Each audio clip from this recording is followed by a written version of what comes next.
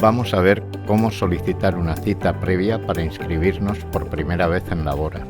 Clicamos en acceso.labora. Seleccionamos cita previa, primera inscripción. Rellenamos todos nuestros datos. Al poner el código postal nos indicará automáticamente qué Espai Labora nos corresponde. Clicamos en continuar. Seleccionamos el motivo de la inscripción. Pulsamos en entrar. En esta pantalla vemos los días con las citas disponibles. Seleccionamos el mes y día que queremos. Las horas disponibles están marcadas en azul. Clicamos sobre la que nos interesa. En esta ventana podemos revisar los datos de la cita y confirmarla. Ya tenemos nuestra cita concertada y podemos obtener un justificante clicando en sí. En este documento nos indica la documentación que debemos llevar el día de la cita.